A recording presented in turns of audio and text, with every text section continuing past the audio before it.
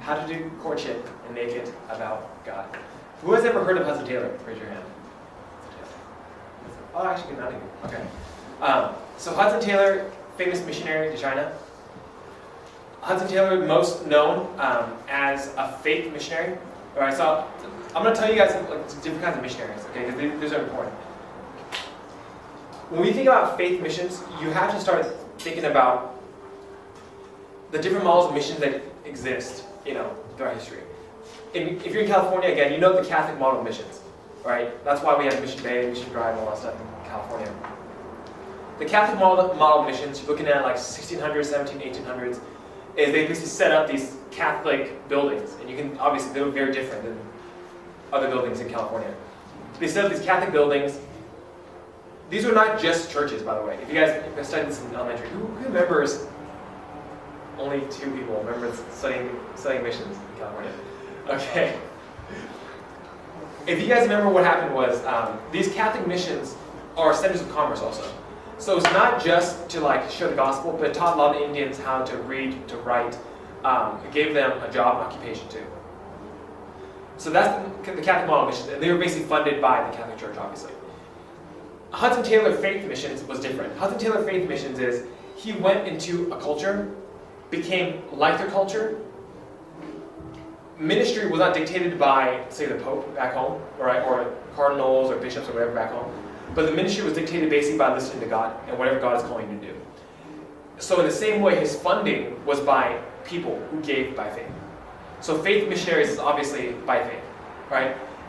This is important because this will kind of tell you Hudson Taylor's personality. Hudson Taylor, again, was not like the Catholics. He's not an institutional person, right? You put him at UCSD, he wouldn't do well, right? There's too much bureaucracy, right? Too much structure, he wouldn't do well. Hudson Taylor was a guy who lived by faith. I listened to God by faith, and that's why I have ministry.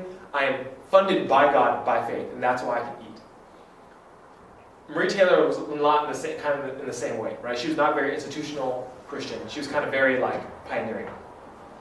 So with that said, we will see how these faith missionaries did courtship and how they made it by God. Hudson Taylor. Hudson Taylor was born in England, all right? Born in England, born to Christian parents, but was saved through reading a gospel tract.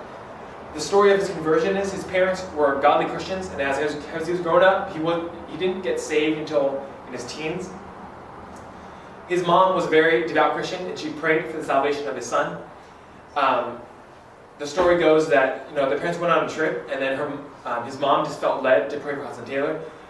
And then she was praying for him on the trip, and in that moment while he was home, he was looking at their parents' library, as kids do, and then he finds a gospel tract, right? And he reads the gospel tract, and then God works in his heart somehow, and he accepts Christ.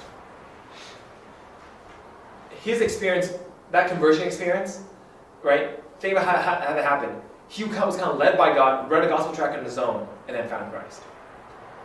So in a lot of ways, he is a person, at the start of his Christian journey, believes in hearing from God. At the start of his Christian journey, he believes that God can inspire you, can lead you, and you start the Christian life by faith. So with that, he moves into a poor neighborhood and learned to live by faith. Early on in his Christian life, he decided, you know what, I kind of want to go to China. I want to go to China because, remember, England and China are actually trading partners, right? Through the Opium War and all that stuff, right? There are a lot of English people doing business in China, and so a lot of English people knew about China, but he wanted to go as a missionary. He wanted to go to share the gospel because he saw all these people who just kind of do commerce there, but no one really going into the interior and sharing the gospel. He's like, you know what? I'll do that. But he's still young, right? At this point, he's still in his teens, and so he's like, all right, how do I get ready for that? He's like, all right. In China, I have to learn to live by faith, so I'm going to start doing that here.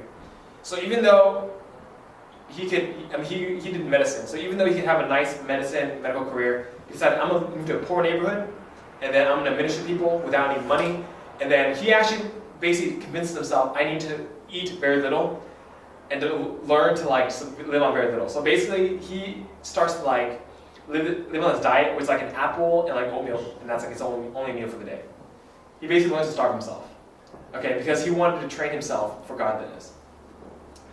Here's an interesting story that kind of illustrates what his personality was like. So he worked kind of as a physician, right? Worked as part of a doctor's office. But then his employer would sometimes forget to pay him. And again, he lived in a poor neighborhood, and he was poor himself. And so the time came, this one story goes, where his rent is due, right? And like he's always like late on his rent and stuff like that, and like this rent really, really is due. And like he knows his landlord, and she's really nice, and she doesn't want to like, betray the trust that she's given to him. And so he's completely out of money. And like on a Friday, he's like, all right, I'm going to work, and I pray and I hope that my boss will finally pay me so I can pay my rent. Because if he doesn't, then man, I look really, really bad, and it's a bad witness testimony, and just all bad stuff will happen. So he goes to work and he's praying, like, God, please remind my boss to pay me. And here's the thing, why doesn't he just tell his boss, like, to pay me? The reason he doesn't do that is because he wants to start living by faith. He wants to start believing that God can accomplish things through means that are not just physical, through spiritual means. And so he goes to work that day, he's like, God, I'm not going to ask him, I'm not going to try to remind him physically, I'm just going to pray and hope that you remind him. And so they get to the end of the workday, the boss looks at Hudson Taylor, he's like, all right, I'll see you on Monday, have a good weekend. Right? Hudson Taylor's like, all right, that didn't work out the way I wanted to. He goes home, and as he's home and as he's like struggling with like, my boss didn't pay me, what's going to happen? His boss knocks on his door, and it says, hey, I just finished out seeing one of the last patients, and she paid me in cash, and the banks are closed. So I might as well just pay you with this cash. All right? That experience shapes the kind of person Hudson Taylor was. He has a lot of other experiences like that as a young person. But you gotta understand, when you grow up like that, that's your early Christian formation experience. The way you see God then is through this lens of, I don't have to do everything by earthly means. I can trust and rely on God, I can just pray and God will accomplish things. Because that was his early Christian experience. He saw that happen. It wasn't something he just like, that'd be nice to do, but he lived through that. And so he moved to China before completing his medical studies. All right, all you Asians are like, oh my God. And again, he's not the kind of guy who's like, okay, do this step, do this step, do this step. Okay? He's the kind of guy like, if God's calling me, all right, it's time to go. So he joins his mission board, and he's like, all right, go to China by himself, by the way, no team. By himself. What is he going to do there? You have no idea. He has no idea either. He basically just goes and kind of just wanders just a little bit. All right? So Maria. Maria's an interesting story. In a lot of ways, her life is kind of like tumultuous like his. All right, his life is tumultuous because he chooses to have a tumultuous life. Hers is this way. She was an orphan of missionary parents born in China. So her parents were, I think southern China. They're early missionaries who set up schools, early missionaries who kind of set up mission stations on the coast of China, and her parents were one of them. Obviously, whenever you're English and medical science isn't good, and people just died early that day anyways, her parents died in China. So her and her sister were orphaned when they were about 10 years old. And then they had to move back to England after that. After being in England, she's like, there's nothing really for me here. Her sister ends up taking a job at a missionary school back in China. She's like, I don't want to be separated from you because we have no parents. So she goes back to China at 16 to serve at a school for women with her mother's old friend, Mary Aldersay. Kind of a background note with this. If your parents are missionaries, right, guess what kind of circle of friends you kind of roll in?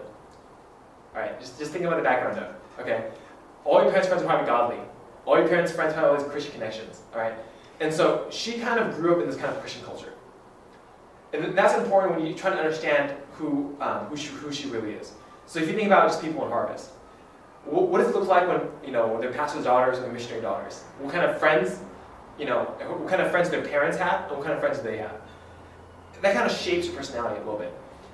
Again, she's not a pastor's daughter though. She's not just like some like proper, rigid English lady because parents grew up in China. She grew up in China too. But yet her background is still very, very Christian. She's part of that Christian community. So Mary Aldersay runs a women's school, missionary. You kind of imagine her personality too, right? Very Christian, very like, okay, it has to be this way. I don't know if you guys know any schoolmasters. Okay, well, whenever you run a school, they have a very kind of certain personality of like, okay, it's going to be done this way. I want all teachers to do this, and you're going to do this, and this, and this. That's just the personality. Okay, it's not good or bad, it's just what it is. Mary Aldersay, remember that name, because it's going to come in later in the story. Maria, she spoke the Ningbo dialect fluently and was skilled in ministry. Ningbo, so there's Shanghai, so they can help me out. There's Shanghai, and then there's like districts in areas around Shanghai, right? One of the districts is Wuxi, Ningbo, and like all these areas around Shanghai. My parents are actually originally from Ningbo, right? But they moved into Shanghai. Hudson Taylor, by the way, starts in Shanghai, because that's where most of the business people, most of the Englishmen go. Her parents served in that region. She spoke the Ningbo dialect fluently, and so you can kind of see why she goes back to China. She's skilled in ministry, because again, like I said, her parents, missionaries, the circle she rolls in is ministry. So that's the world she knows. So as Hudson and Maria Taylor come together, think about what are going to be some of the issues that come up, and what are going to be some things that are going to naturally click. Okay, let's go back to Hudson for a second. Hudson's love failures. I love this quote from the biographer. It's like, some famous preachers, their favorite book is Romans. Hudson Taylor's favorite book must have been Songs of Solomon. Okay, Hudson Taylor was a guy who loved women. All right, or I don't mean that he loved women, but he might have just felt the loneliness pressing on him from going on missions. I mean, I understand that. When I first went to Shanghai as a missionary, I mean, going by yourself, especially because he went on a boat by himself, right? You naturally have the inclination of like, I don't want to be lonely. So while he was still in England, he got engaged to a music teacher. He loved her, she loved him, but she didn't want to go to China. Neither did her father want her to go either. Her father agreed to the marriage, but only if he stayed in England. So you're a teen. You get engaged to this girl. They said, okay, you guys love each other, everything's going to work out fine, and you're going to be a doctor and all this good stuff, but I kind of want you to stay in England. So early on, he has a decision to make. Do I give up China for my fiance, or do I, go to China and leave her behind? And you guys know the story. He goes to China. Okay. But again, he's still a teen. And again, it's important to remember their ages. Okay. So if you don't remember their ages, you're going to judge people and be like, oh my gosh, why aren't you more mature? He was heartbroken. Right. By the time he's 21. But his friend, female, wrote him a consoling letter after the broken engagement. He later proposes to this compassionate friend. Again, that's why I put down this. Their age is important. Okay, their age is important. He gets engaged as a teen. I don't know if he has any high school friends who got engaged as teenagers. All right, but when you get engaged as a teenager, you naturally have this you're probably in a place in your life where you're kind of just like, I want to be married. All right, I want someone to be there with me in my life. That's not a bad thing to want, especially if you're going to a foreign country. Because how many British people are you going to meet overseas? I mean, Asian Americans, sometimes you think I can go to China and maybe I'll find someone who speaks English well enough, we'll get together. But imagine if you went to South America, right? Would you be able to find a wife there? I know some people who did, missionaries married South American. But when you're thinking about it, you're kind of like, I don't see how that's going to work out. So you can kind of see the predicament he's in, right? He's like a teenager, all right, I put this engagement, and this girl's like, don't worry, Hudson. God has a plan for you. And he's like, oh man, this girl's pretty godly. This girl's pretty awesome. So he's like, all right, I'm gonna propose. Maybe you'll marry me. And again, it's not because he's a bad person, but when you're young, that's just who you are. So that's kind of Hudson's background. So what happens then in China? Because he marries Maria. So how do they get engaged? So he proposed to that friend back home in England, and again, they're in the 1800s. So letters take months and months. So he basically writes a letter back saying, "Hey, will you marry me?" And you basically wait months and months and months. And he kind of knows, okay, is she going to say yes or no? Who was waiting on to respond, but his odds looked bad. He also discovered Maria at the same time, and another missionary liked her. The British missionary community, as you can imagine, is pretty small. Right? Everyone knows everybody. Even our own Harvest people, whenever we go overseas to Shanghai, we know everybody. Grace and Gloria, we see them, they introduce us to their friends, and their friends introduce our friends, and When I was in Shanghai last time, I went to a small group by the International Church, and then I was just having dinner, and some girl was like, "So where you guys from?" I'm like, "From San Diego." I was like, "Oh, I'm from San Diego." I'm like, "What church you go to?" CBC. I'm like, "You went to CBC?" And they start talking about our friends, and we all know the same people. That happens today, even though there's millions of us now. Okay, the British missionary community was even smaller than that. So you can imagine everyone knows everybody. So he goes to like this missionary party, and then Maria is like, she grew up in the church. So when girls grow up in the church, what do? They play music, and they do have all these like talents. And she's like playing music, and Taylor's like, all right, she's my age, she plays music, she's a missionary, right? Hudson Taylor is also an interesting figure because one of the things he does in his ministry that's different than others is that he starts dressing like the Chinese. He is the first missionary to start really taking up the Chinese dress. Because when the British go over, guess what clothes you have? Your British clothes. And so why would you buy new clothes, right? Even when we go over to China, we don't buy new Chinese clothes. Lots of us just keep our old clothes. But what he realizes is that when he goes to China as a British person, people kind of look at him like suspiciously and waringly. And so what he starts to do is like, all right, you know what? I'm gonna dress like a Chinese person. So he grows out a beard, tries to grow out like a Chinese beard. Right? This is 1800 China, okay? So imagine 1800 Chinese people. He has like the qipao, right? And you know like that hair thing they do where they kind of shave half of it, try to grow out the tail? So, funny story about that, he tries to do it himself first. Okay, he's like, I don't need a barber to do it. So he tries to like mix the chemicals himself, try to dye his own hair black, and he almost like kills himself. Like it's like really bad. Okay? And like half his scalp gets scorched from the chemicals, or like, he's like, all right, I'll ask someone else to do it for me. So, but he's still learning. He's still learning how to be a Chinese person. So it's like, I'm trying to think what that would look like. It's like if a white person wore a qipao, right? Like, if it's their first year wearing it, and the first time you're trying to be Chinese, it's kind of awkward at first. But they do it long enough, like some American missionaries to China, they eventually get the Chinese culture down. But he's in like that first year, where it's like still really awkward. And he's wearing those Chinese shoes that are curled at the end. I don't know if you guys watch Chinese movies. And so he's like a really awkward guy. Okay? So other British missionaries are like, dude, this guy is like, again, if you're 30, 40, 50, okay, looking at this 20-year-old, he's like half his head is shaved, his little tail going on, wearing qipaos, wearing like his curled-toe shoes. What do you think of this guy? And he's by himself. Okay? Everyone else is part of like a big missionary board and all that stuff, and Maria's friends, parents' friends are all missionaries. He's by himself. He came on a boat by himself. And so if I was a missionary, I saw like an 18-year-old in Shanghai, I'd be like, dude, what are you doing? Like you're trying to do your own thing and like think you're super spiritual? Like, what's going on? So his reputation in the missionary community was that way. Like he's kind of an outcast, kind of a little weird, kind of like, is this guy really Christian? Is he for real, or is he just young and stupid? But Maria notices this, right? Maria notices this. She actually talks to him because she's not like, she doesn't build walls up. And she's like, actually, he's kind of interesting, right? Again, you're a Christian girl, all right? So Christian girls in here, if you grew up in the church, you know all these like really boring Christian guys, all right? All these boring like British Christian guys are like, Maria, let me tell you what Romans says, all right? And you see this guy with like half his head shaved, like walking around with like Chinese clothes on, right? And he's like, and when he talks, imagine how Hudson Taylor talks. He's a faith missionary. So while other people are quoting scripture and stuff like that, he's like, today I was praying, and then God showed me this vision of like these people in the city getting saved, right? And she's like, what? Like, how come like everyone else talks a certain way, and he's like a little bit different? So he stands out. He stands out, I think, in a good way to her. Right, because she grew up with this Christian background, and he's faithful, different, kind of quirky, but in a good way. They started to notice each other and became very interested. Miss Aldersay opposed it, and she was Maria's boss. History only makes sense when you think about their motivations. Miss Aldersay, she runs a women's school. All right, she runs a women's school, and she's seen missionaries before. And she's trying to train these women up in China to be proper British ladies. Okay?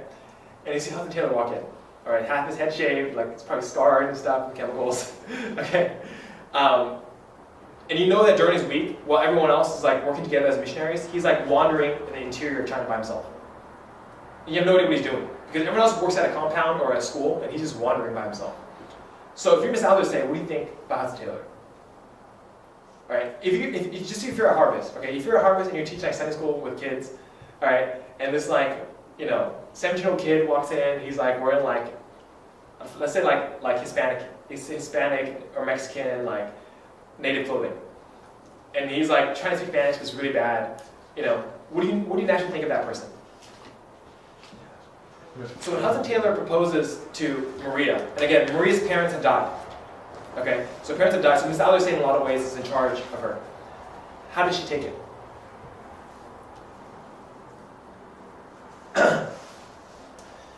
He writes a letter proposing to her, but he gets a letter back saying no. Basically what happens is Miss Alder sits Maria down after the letter comes. She says, sit down, I'm going to watch you write this. And she basically writes to Hudson Taylor, sorry, I can't get married to you, and don't bring this up again. I don't want to see you anymore. Okay?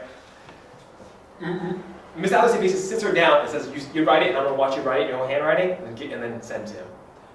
And so he gets this letter, he's like, what the heck? Like, last time we talked, it was pretty good. Why is it so awkward? Okay? Finds out Miss Alice told Maria not to say this. And so Hudson Taylor is not a guy who's easily, defeated. So what does he do? Again, he's a faith missionary, right? He does a lot of things by faith. He has an inclination that this is not Maria really saying this, okay? And so he goes back to Ningbo, and then he meets with Maria secretly, and it's like, tell me the truth. Do you really love me or not? It's a Korean drama. It's like, do you love me or not? Tell me the truth. And then Maria's like, no, Miss Alice told me to write the letter. I actually really love you. Right? Like, oh my gosh. There's different accounts of that meeting. All right. Some accounts where they sit side by side on a couch together. Where this is the Victorian age, so that in itself is improper. Hudson Taylor's own account is like they kiss for all the moments that they lost. All right. So basically making out on this couch. Again, they're really young. All right. So I'm not going to say this is good. I'm just going to say that's what happened. So Maria likes Hudson Taylor, and they're like, okay, so what do we do? All right, Miss Alice isn't your legal guardian, all right? Technically, your father's brother is kind of your guardian. So he writes to Maria's uncle, basically to say, hey, we want to get married. Again, the last 6 months to get there, right? We want to get married. Can we get married? As the letter is in transit, he's like, all right, let's just get engaged now. Okay, let's get engaged now. They get engaged 2 weeks before the letter comes back from her uncle. Her uncle says yes. All right. The uncle basically says, I see no reason why you guys can't get married. He's a missionary, you're a missionary, so work out. This is what was part of that letter, all right, that Maria wrote. And this kind of tells you her feelings and affections and some of her thoughts. This is a quote from her. The greatest earthly pleasure that I desire is to be allowed to love the individual whom I have mentioned so prominently in this letter. So keywords to notice. The greatest earthly pleasure that I desire. All right. The greatest earthly pleasure that I desire is to be allowed to love. Especially when people write, right? If you look at history, every word they write, you have to analyze it and what they're thinking. Is to be allowed to love. So, in a lot of ways, Maria is a great Christian in this sense. She listens to the counsel she's given. So, as much as she loves Hudson Taylor, as much as she thinks it's God's will for them, right? She submits to authority. She submits to authority because she realizes authority is placed over us for a reason, right? Whether it be governments, whether it be parents, whether it be guardians, authority is given to us for a reason. So she's basically writing her uncle and says, "Can I like this guy? Is that okay?" We don't think that way anymore, right? Because we're Americans. Right? In America, we have our own decisions. Don't tell me what to do. Right? We have songs, right, about like keep bleeding, keep, right? Like we have all these songs about like I don't care what you want, right? Like about independent women and all that stuff. But being a Christian for her, this is what it meant. Can I be allowed to love the individual who I've mentioned so prominently in this letter? And she writes about him, right? She doesn't like, okay, here's this guy, just deal with it. But she actually writes out, this is who Hudson Taylor is. This is why I love him. Right? These are the things, characteristics about him, right, that I admire and why I want you to consider him to be a suitable husband for me. That's meaningful. It's meaningful because Hudson Taylor was a person of admirable characteristics. Even though some Christians disagree with the way he did things, right, there's obviously evidence in his life that he was a person who was faithful to Christ, who was faithful to ministry, and faithful to the Chinese people. And so she was able to write that about Hudson Taylor. Right, there was evidence in his life that he was a strong person.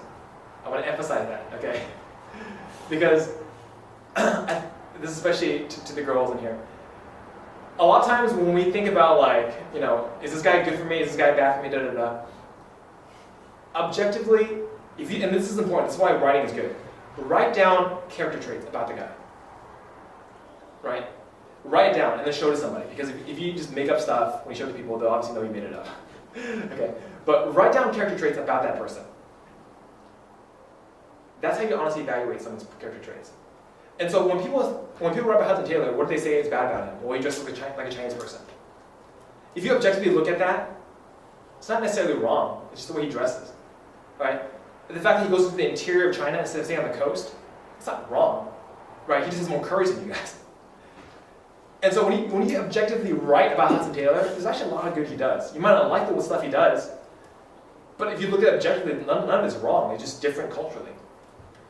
That's important. So Hudson Taylor, strong character. Maria Taylor, strong character. Just look at that quote, right? That's strong character. She's a strong Christian woman. She's not just doing this because she's young. And so, with the opposition to overcome, we start marriage in a foreign context. Nothing's easy in life. They started their marriage broke and were feeding famine victims from their salary. Okay, this is the kind of character they have. So you guys know, you guys take a guess. How much does the wedding in San Diego cost on average? Throw out numbers out there. San Diego. 40K, I hear 40. Eris, give me a number. Wedding in San Diego, average. 70? 70? Someone over here. Sam, give me a number. Oh, San Diego. 100K. No, not 100K. Okay, you don't have to make 6 figures to be married in San Diego. It's about 50K. If you were to include the ring, the honeymoon, and all that stuff together, it's like 50K. It's like 48 something K. Weddings have always been expensive. All right, they've never been cheap. Hudson and Maria Taylor lived on a missionary salary, but not only that is, in China there was a famine going on. All right, China was not a good time right now. They fed 60 to 80 families a week from their salary. They basically gave all their money away to feed famine victims. What's Hudson Taylor's background? He lived among the poor before, right? He knows what life is like for a poor person. He knows what life is like for a person who's starving. So that was his priority. His priority has always been to serve others. And he's a loving spiritual guy. And so they're broke, they want to get married, and I mean you get married, and that's your big thing, right? Girls dream about it all the time. And so he feels bad. He feels bad, and he basically says to Maria, hey, now that we've overcome all this opposition, this Albert say still thinks I'm a loser. In a lot of ways I am a loser, okay? I don't have money, I don't have a lot of things that others can give you. What context are they in? They're businessmen in Shanghai. Right? They're businessmen in Ningbo. They know what rich people look like. Right? It's not like they're dumb. Right? They see other rich people who are driving, I don't know what's cool back, like awesome big horses and awesome carriages. Okay? And they have just awesome suits. And he's like, I can't do that. Alright, I really can't do that. And she probably could marry a British, businessman or a British politician. She probably could. Or she's from a good family. So she says to him, hey, I understand that if you don't want to get married to me. After all this, if you call it off, I won't be mad at you. Because his first engagement, what happened? The woman's dad said no. If you go to China, she can't marry you. So he's been through that already. But listen to what she says. Don't forget that I was an orphan in a faraway land. God has been my father all these years. Do you think I shall be afraid to trust him now? That is an awesome statement. That shows you why he made a good choice in marriage. When we think about how do you know if a marriage is going to work? Okay? What are Hudson Taylor's priorities in life? What are his values? His values are, I can live among the poor. I can be among the poor because I want to live like Christ. Right? That's who I am. Who I am is I'll give up everything about me, even his dress, even his culture, everything, to live out Christ. Right, to show people who Jesus Christ is. And so, can he just get a wife? Can he just get oh, this girl's pretty, I'm going to just marry her? If he just does that, very few people in the world like that. It'd be a really unhappy marriage, because he would always call his wife to sacrifice. He would always call his wife to hey, let's go to this place to share the gospel, and she'd be mad. And so he can't just find a wife. He has to find a wife with the same values as he has. So now let's look at Maria's values. Look at the thing there. Don't forget that I was an orphan in a faraway land. Maria says, my life started as an orphan. Right? You voluntarily entered poverty, and that's great. I admire that. I didn't have a choice. Alright? I grew up, and I didn't have parents. And not only did I not have parents, I was in China. Alright? My life has always been hard. Right? What my values are? My values are trusting God. That's my values. Right? I never chose poverty. I never chose to not have a family. That's just what God dealt me. And she's not bitter about it. She's not bitter about it because she says, God has been my father all these years. And so she says, you chose poverty, I didn't choose it. I grew up this way, and you know what?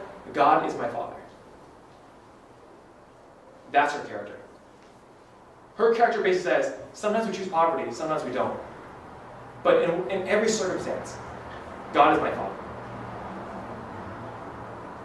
So does she need a 50K wedding? Right? Does she need to go to San Diego, Coronado, Del Mar, and have a wedding there? She doesn't. That's not what she grew up in. Right? She grew up poor, she grew up trusting. So that's who she is. Do you think I should be afraid to trust him now? I'll tell you, as a husband, that's a huge challenge. Right? Like, if your wife says to you, do you think I'm afraid? Do you think I'm afraid of trusting God? Right? It's like, all right, let's get married. Let's do this. Okay. Like, that's a beast of a statement. All right? They get married in modest apparel. She wore a silk gown and a veil, while he just wore a cotton robe. The only piece of clothing he had left was a cotton robe. Right? He couldn't go out and buy a suit. He sold everything else he had to feed famine victims. They lived in areas where people were coming in every single day and they were starving to death. And so he basically sold his possessions.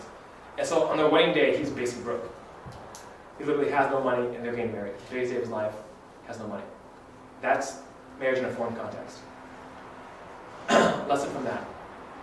Okay. You can be happy not having very much. I want to show you from history an example of that. Because I can just talk at you and tell you that like you don't need a nice car and a big house, all that stuff. But I'm showing you from history. This happened and people were happy. Christian people can be happy with very, very little. Providing for your family as a guy does not necessarily mean you have to give your wife, your kids, and all that stuff, house, car, good schools. It doesn't have to mean that. It really doesn't. Because he asked her, do you want this stuff? Right? He basically asked her, like, look, if you want, we can go back to England. Again, he has the option too. Right? He's still British. He can still go back to England and be a doctor. And he's basically like, do you want to do that? Do you want to go back, have a house, have kids, and have an easy life? And she says to him, do you think I'm afraid? So as a guy then, right, what does it mean, are you ready for marriage? It doesn't mean, do you have your finances stable? That's a factor, but it's not the only factor. Because some women are like Maria, who will say back to you, why do I need that? So then as a guy, for him, what it means to lead, feed famine victims. Go to the interior of China, preach the gospel. That's what it means to lead. That's what she wanted. Okay? So how does a happy marriage look like that? If you are a guy, are you leading your family in the values you have together as a family? Alright? That's the criteria. Are you leading in the direction? So if your values as a family, and their values are what? Care for the poor. Care for the hungry. Preach the gospel. Live out the missionary life. That's our values. So whether we have money doesn't matter. That's not our value. Whether we have a house, that doesn't matter. It's not our value. Whether we have all these things, that doesn't matter. So as a guy, that's how you approach marriage. Okay, that's why, like, for me and Carmen, that's when we got married. I was a crazy amount of money in debt. But it wasn't debt because I bought like expensive cars. It was debt because I went to seminary. It was debt because I paid for my own undergrad. And so when I was talking to Carmen's parents about that, they even bring it up. I remember calling Carmen's dad, and he at no point said, "So how much money do you have now? Right? Can you guys buy a house in San Diego? San Diego's expensive." At no point did he say that. He's basically like, "Can you make her happy?" That was his question to me. Can you make her happy? So if you're in a dating relationship, I know some of you guys are, okay? That's how you evaluate, are you ready for marriage yet? Is, can you lead your future wife in the areas she wants to be led in? Some girls want money. Okay, I'll just put it out there. Some girls actually do want money. Not all of them. All right, not all of them. Find out what your values are as a family and lead in them. All right, more hardships. All the good stuff being said. Two separate stories. They had 5 children early on. She ends up having 8 children. Some died. Their oldest child, Gracie, died from a serious illness. They traveled back and forth from England to China to raise missionaries. On one of their trips, as they come back, the oldest child, Gracie, died from a serious illness. I bring this up because last week I told you about William Carey and how his kids died too. Listen to Hudson Taylor's quote about this death. This shows the difference between Hudson and William Carey. Our little Gracie, how we miss her. As I take the walks I used to take with her tripping by my side, the thought comes anew like a throb of agony. It is possible that I shall never more feel the pressure of that little hand, and yet she is far holier, far happier than she could have ever been here. Man, like that, when you read that statement, like I'm not a father, okay? But like that's just heart-wrenching. Like you can just feel in his words how much he misses his child. As I take a walk, and he gives specific illustrations. As he takes a walk, it's a throbbing agony. I shall never more feel the pressure of that little hand. So he remembers taking a walk with his little daughter, right, and her little hand in his hand, and he's taking her walks down in China. And then now as he's walking around China, and there's no little girl anymore to hold his hand. And he writes that down. He's like, this is what I'm feeling right now. It's hard. It's hard for Hudson. Okay? It's hard for Hudson. The difference between this week and last week. William Carey, I'm sure he suffered, right? I'm sure he suffered. But in the way he pushed forward and the way his wife reacted, right? I'm not sure he consoled her enough. I'm not sure they suffered together in that. Hudson Taylor's suffering. Hudson Taylor suffers with his wife. He sees responsibility. I mean, he's a missionary, right? And there's tons of tragedy on the field. People are like dying from famine and all this stuff. So, I mean, he'd be like, well, our daughter died, but so are the millions out there dying. He could say that. That's legitimate, right? Like, I see people die every day. You know, so our little daughter died. Well, everyone dies. But he feels in his own family like, hey, I love my family still. Even though I have an obligation and responsibility to other people, I still love my family, right? And so when I think about my family suffering, right, and I think about our little daughter, right, that hurts me. But at the same time, this is the hope of the gospel. She is far holier, far happier than she could have ever been here. That's an awesome thought as you know, a dad, right? Now, I believe that the way he encourages his wife is in the same way, because he writes that. He writes that out. So I believe that's what he really believes. And so how does he help his family get through a tragedy like that? She is far holier, far happier than she could have ever been here. And that's how, as a family guy, he can get through that, because he has sound theology. Second hardship, what is life in China like? So they moved to Yangchao. I don't know where that is. The interior China, where the villagers could later storm their compound with torches in hand. British people are not liked in China, right? After the Opium War, if you're Chinese, how do you feel about British people? They basically just went down your country with gunboats and basically said, hey, guess what?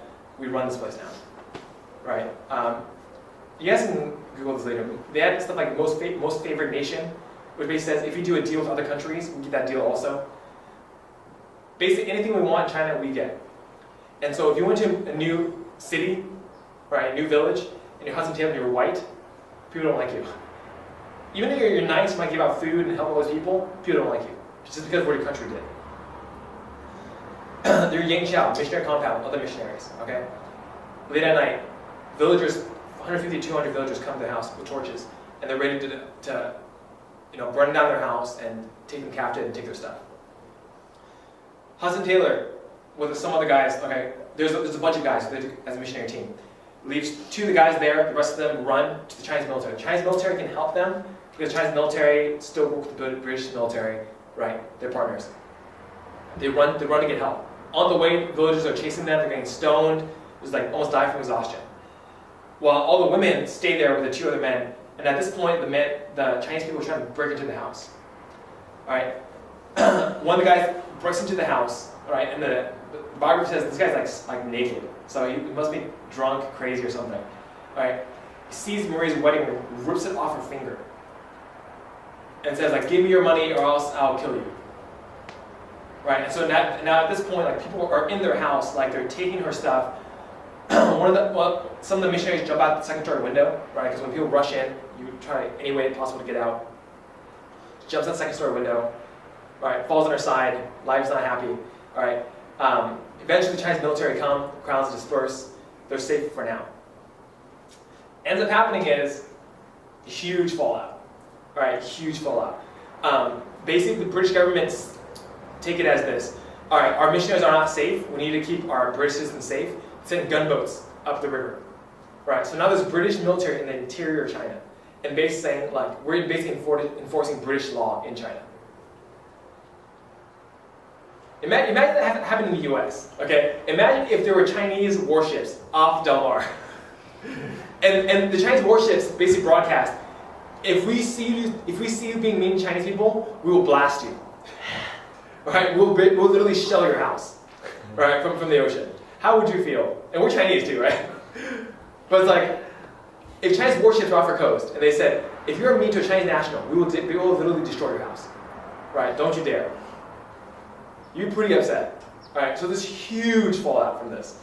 The British newspaper in England starts writing about the Taylors, because this incident happens, right? They're like, so Hudson Taylor and his wife Maria, another missionary, decide it's a good idea to go to China, and decide it's a good idea to preach the gospel. And you know what happens? And now we have British gunboats, in the interior of China, trying to like take over Chinese people and like all that stuff. Imagine your name being written up in the paper, right? Your entire country knows who you are, but for bad reasons. Imagine this also. You basically lost your child in China, right? Your children are dying because you decided in a foreign context. When you got married, you sold everything you had to feed famine victims who are Chinese. How do you feel? Right? Like how much agony is there to give your life for a country, right? And then they storm your house, take your wedding ring, burn your house down, and then your own people are like, okay, fine, Chinese people hate us. And then the British talk smack about you in the paper. So you walk around San Diego, you see a newspaper, all right, or you go on Google News, and every news story, like you're trending on Google News, right? It's like, Mike Chu, this guy is heck messed up.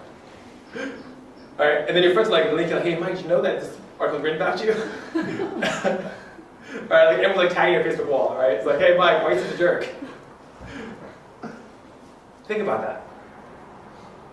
Those are the hardships they went through. The reason why I bring up these hardships, okay? Having a strong marriage doesn't mean you're free from hardships. It does not mean you're free from hardships. Having a strong marriage means together as a family, you know how to deal with hardships together. Because I showed you guys William Carey and Dorothy Carey last week, right? What happened in their hardship? They didn't deal with it together. William Carey was a strong person. All right, he muscled through that. He's like, whatever, brush it off, keep going. And then Dorothy Carey obviously that didn't happen. She basically went crazy. She died. So Hudson Taylor and Maria Taylor at this point, all right, they have a couple options as a family together. They can either divorce and say, this is too hard. This is way too hard. Right? Our children are dying. People hate us. Both the Chinese and the British hate us. This vision of China, it doesn't work. They could just either infight and argue about why the life sucks and divorce. They can go back to England and just give up. They can do a lot of things. Right? None of these things will be faithful.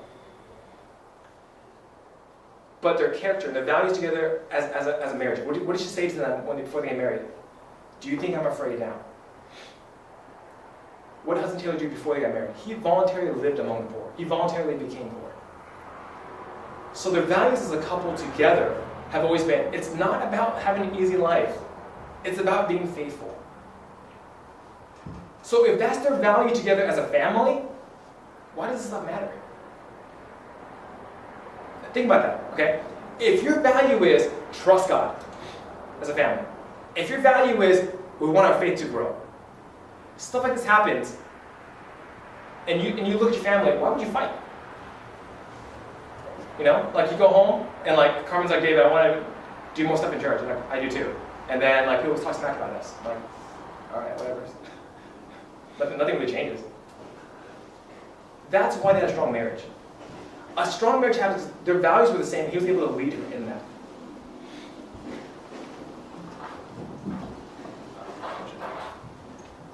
Look at these last words.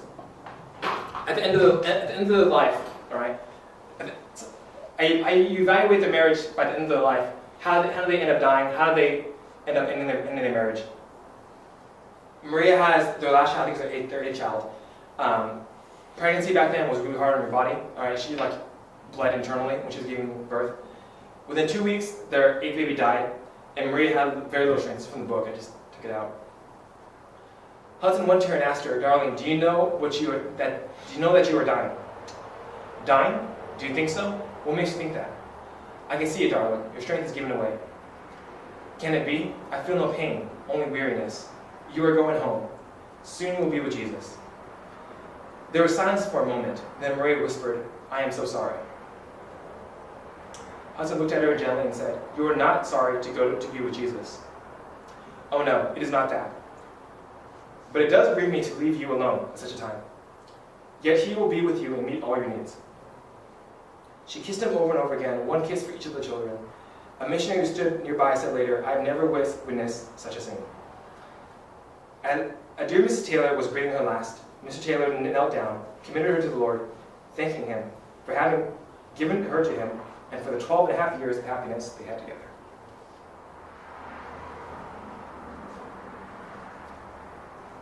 Hardship doesn't separate you. It could.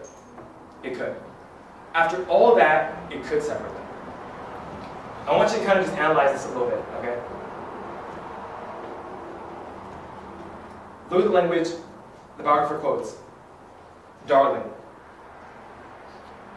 After 12 years of marriage, he still called her darling, a term of endearment. She says back to him, "I'm sorry." Their values as a family was this. His value as a husband, I care for my wife as much as possible.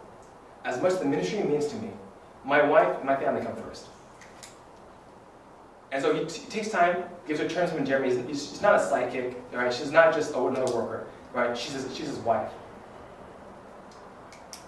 How does she see herself in the family? She sees herself as a partner in the family. You know, a lot of times we think about marriage as being this you look at watches like romantic comedies.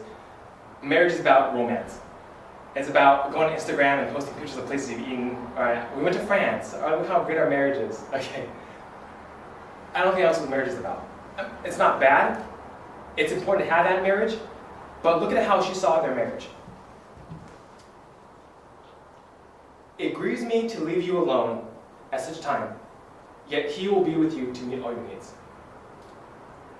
The way she saw the marriage was she saw, I'm not just a romantic interest, even though it's important. I'm not just the wife, the mother of your children. I'm your partner in the ministry. We're not getting into this today, but Maria Taylor actually pioneered missions in a lot of ways. Again, they're early missionaries. And so a lot of the early missionaries didn't allow women to kind of evangelize. They kind of just stood on the sidelines. Maria Taylor spoke the Ningbo dialect. She spoke better Chinese than Hudson Taylor. She grew up in China. So Hudson Taylor actually had her preach and share the gospel with hundreds of people. And so in a lot of places where he couldn't go because women and men, the dynamics are just different, especially in Chinese culture, she would actually preach to women, to men, and then share the gospel with them. So in a very big way, she was part of the ministry. And so now she feels bad. Because with her gone, how is Hudson going to reach a lot of women? It grieves me to leave you alone at such a time. As her ministry is growing, she knows that she has a huge part of the ministry, and it makes her sad. She has to go. Yet God's with you always, and He'll meet all your needs. That's a great statement. Lessons learned. So even the best Christian marriages are not fairy tales. Okay. The last movie I saw that I thought had a really good this couple's awesome. Like Slumdog Millionaire, right? Slumdog Millionaire is like, now all the pain in the past is gone because we're together. The problem with that though is that they doesn't talk about the marriage itself, right? Just talk about how they get together. Christian marriages are not fairy tales in this sense. Marriage isn't the start, right? It isn't like the start of and then we live happily ever after. It's like this journey that you go through together to serve God and to worship God together. Well, marriage is a continuation of your service to God. It changes because now you're married, but it's a continuation of that. In order to get strong, you have to sacrifice, you have to trust, you have to follow God. If you're wondering how do you become a person like Hudson Taylor, how do you become a person like Maria Taylor? Sacrifice, you gotta trust, you gotta follow. If you're not in contexts and situations where it's hard to follow God, you're not gonna be like that. Easy example of this. If you're not part of small groups, if you're not part of fellowships at the church, you're not part of ministry teams, welcoming, worship team, small group leading, discipleship, things like that, you won't know what it's like to do ministry. You won't know what it's like to sacrifice yourself for others, right? That's part of how you learn. Homeless ministry, convalescent home ministry is for your holiness. It's not just for your servant. It's for your holiness. It's how you become more mature as a Christian.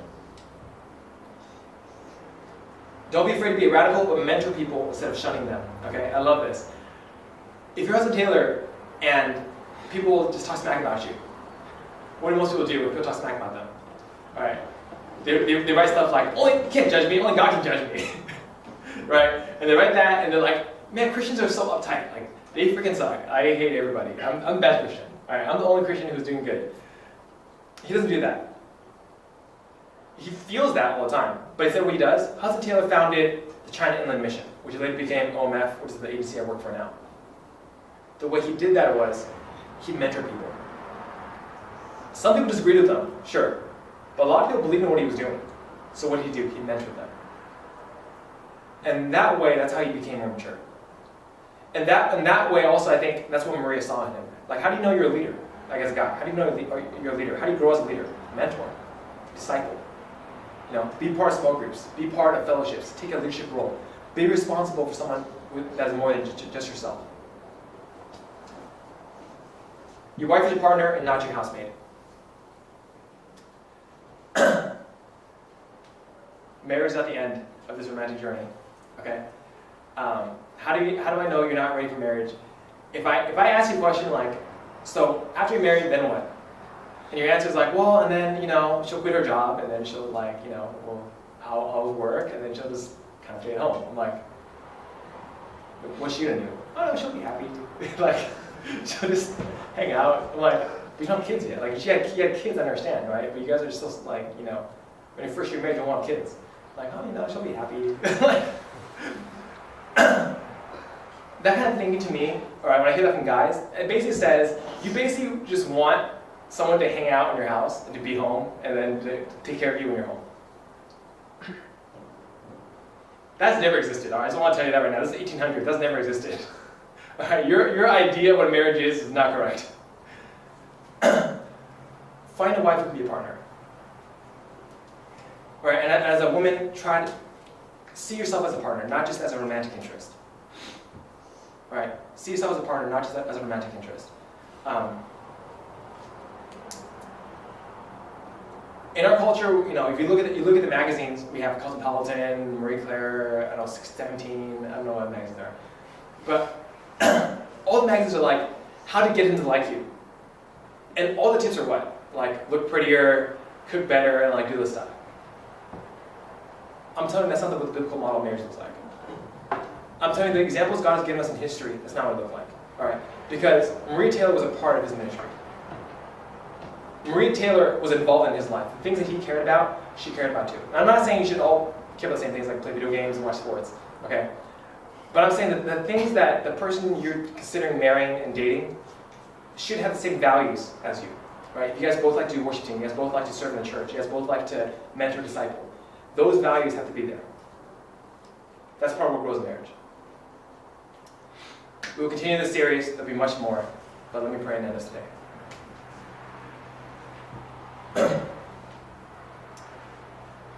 Our Heavenly Father, we thank you for this time. We thank you that you have given us just awesome people in history to learn from. We thank you that they stand out and they're a witness that if we live by faith, that we can overcome hardships and adversity because you are faithful. That you have seen us and you carry our burden. Lord, you know everything that we go through. I pray that you would help people in this room to trust in you, to trust you with their careers, their lives, their marriages. Everything we do is to honor you. So bless us. In Jesus' name we pray. Amen.